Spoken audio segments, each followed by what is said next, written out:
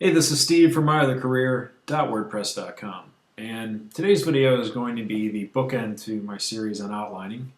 I've been posting these things to the blog, but I thought for the final piece I'd go ahead and post up a video because I think I'll do a little bit better job explaining with some actual audio inflection as opposed to just text on the page. All right, at this point in the creative process, you're going to have your title, you're going to have your log line, you're going to have your paradigm done with your main beats, you're going to have your high-level beats for each of your acts, and if needed, you do a deep dive on those acts. So you're going to have an overall picture of your story, in effect, what you've given yourself as a project plan. And if you see that project plan through, you're going to have a deliverable at the end, and that deliverable is your screenplay. It doesn't matter if you're in screenwriting or any other career. I mean, this is how work happens regardless, if you're a writer or not. You've got your project plan, you're going to have a deliverable when you're done, and that's how you measure success. But while you're going through the writing process, once you've started, whether it's writing or computer programs, system engineering, whatever, there's going to be things that crop up that you feel like you need to change. In these instances, you need to trust your gut. If you feel like something needs to modify, or when you're in the trenches and you're actually writing out on your page, you feel like you need to modify something or change it, do it. Don't be scared.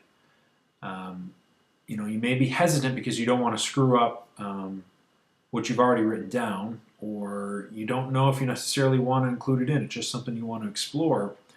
I have a technique that I use that helps me out, and I think it can be beneficial to people out there, whether they're still outlining or they're actually writing their script.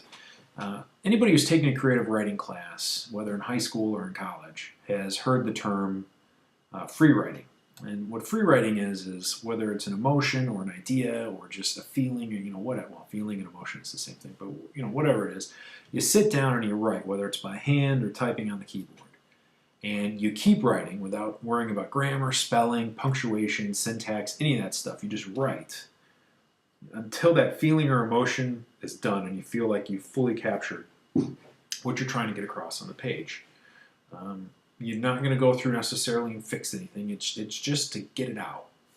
And a couple scripts ago, I came up with the idea of free screenwriting. I'm sure I'm not the only person who does this or has come up with this idea. But it's the same general principle. I will have a file that coincides with my screenplay, just with the title dash free screenwriting. And in that document is what I use to explore. If I have a conversation I want to work out, but I don't want to do it on the page, I'll open it up.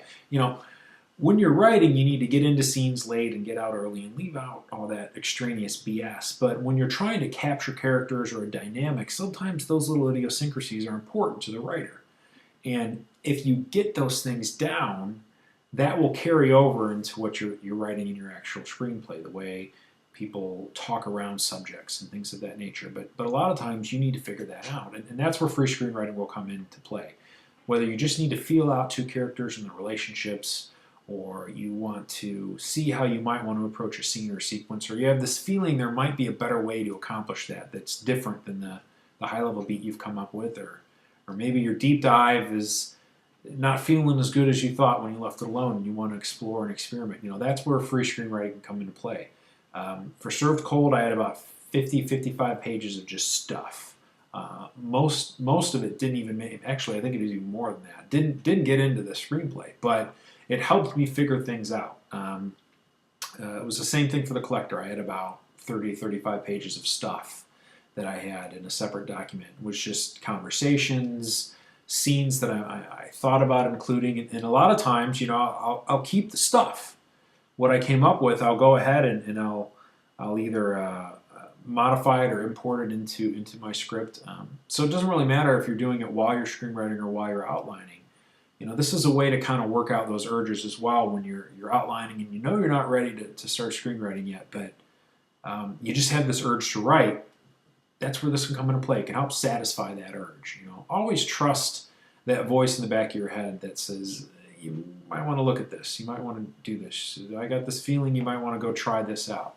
This isn't sitting the right way. Trust your trust the that little voice, and don't be scared to explore and go see what's happening with it, because more often than not, it's telling you something you need to consider. So that's really going to be it. Not a whole lot else to say.